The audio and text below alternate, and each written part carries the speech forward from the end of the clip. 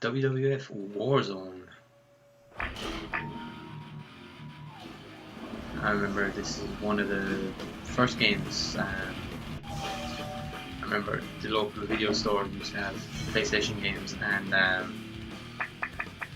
basically when this came out, I was only about 10 maybe, and I remember going up and down, up and down, up and down about every 20 minutes to see if it actually came in stock. I remember the fella that was buying the counter was getting really irritated with me, but yeah, great memories of this game, although I'm assuming the next few minutes they will be shattered as how bad the age it has been. Just even looking at the kind of intro here, it's kind of bringing back memories of when wrestling was good. I say good, useless compared to everything else, but compared to wrestling, oh, this is great. This is kind of the glory days, maybe the Attitude Era. So, geez, the headbangers, Farouk. I love the way everyone has even their own logos, even just the useless ones, kind of, you know, like Farouk. There's Kane, just old aerial British Bulldog, man. Taker, Hatmate Johnson, which is what he's doing now. Triple H running the show these days. One Hart, R.I.P. Looking more and more like Robin Williams. How did you manage these days? The long beard and whatnot. Okay, press start. Okay, so this is the main menu. Start, training, create player, options, high scores, bios. Actually see a bio, so it's like, ooh, I like this elevator kind of thing. This kind of the time when probably video games weren't given much consideration, maybe. DX. I was gonna say the music, but obviously the music is they still have the music. I was like talking more about the kind of the main menu, like how they kind of changed now recently with WWE 2K13 and 14. So Triple H, Undertaker spawned the era where he had that ridiculous mole. I don't know where he got that. It's suddenly gone. It's Ken Shamrock. Ooh, UFC now, I think, or was UFC. There's Kane, who's gone through several transformations on the mask, off the mask, on the mask, and now surprisingly his latest storyline is bald, hairless chief executive guy in a suit. Still goes by Kane, still comes out to that music, so a bit weird.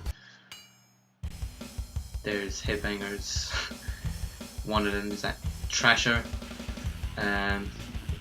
WWE magazine put them as one of the worst tag teams of all time, so say no more. There's the other one. There's British Bulldog, Davey Smith, great, one of the best European champions if I can remember. There's Shawn Michaels now. Not as cross-eyed as he is now, kind of weird. I kind of noticed though, every time he comes on TV, he kind of seems to be more cross-eyed. It's like I feel like I'm going cross-eyed when I see him on TV. This is him before the obviously he left because of the back injury. There's Bret the Hitman Hart. Obviously this was even though this was released in '98, I think this was before the screw job, because that's when he went to the WCW. There's his brother, very technical wrestler, obviously died in horrible circumstances at over the age. And the man himself, Steve Austin, although kind of looks a bit like Phil Mitchell there from EastEnders. Farouk, again, when you have him as your highlight in the game. There's Mankind in the series kind of doomy music. Yeah, Ahmed Johnson, nothing else to say.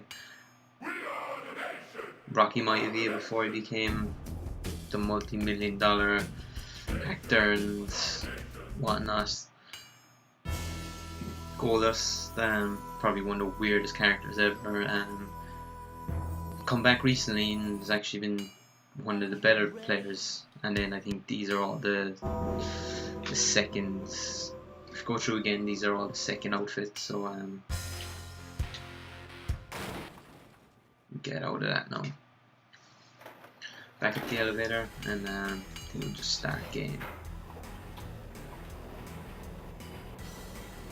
A lot better elevator music than the ones you normally get. We'll do challenge. I think these are ones with the horrible FMVs. Here we go.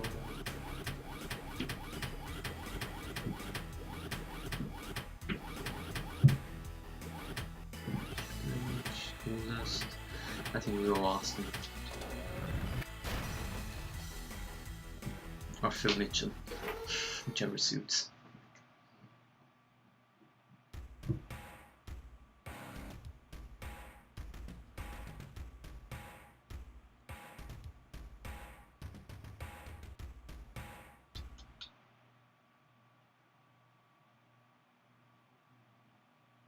Steve Austin and Mankind.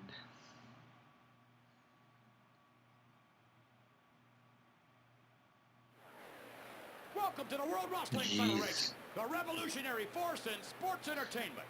I'm Vince McMahon. I'm Jim Ross. What a matchup this will be. Mankind is one deranged wrestler. A most deranged individual indeed. I love the way the sound's supposed to be thousands, but you only hear about 20 people doing. Steve Austin is the toughest SOB in the Jesus, like a catwalk. Also, when they finish, the other one comes on. I love the way they just don't break the fireworks, just still on. It's like glitter more than fireworks, really. But anyway, straight into the match. Oh, Austin, what are you doing? Never seen that move pulled off so well. He grabs him. It wasn't beauty. Man, I'm awful at this game. I love the way they taunt, and it's like as if they actually have a mic directly set up into them. It's like directly done in the studio. Is that a pig? Was Mick Foley not there when... What? Timeout? There's a count out. Ugh, this game.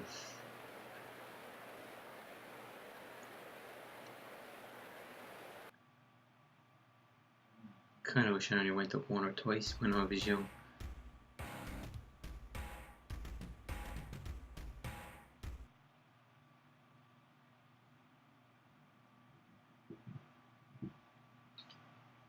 Alright, round 2, let's go.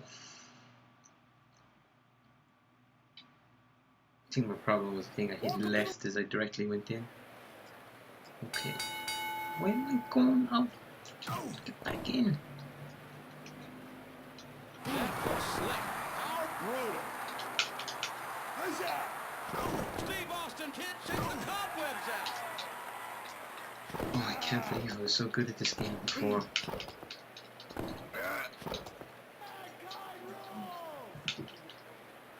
Here they go. Steve Austin is on a rampage.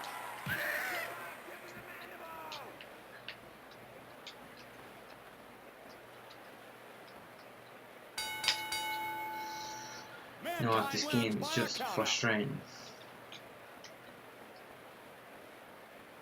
You know what, I think that's enough from WWE Warzone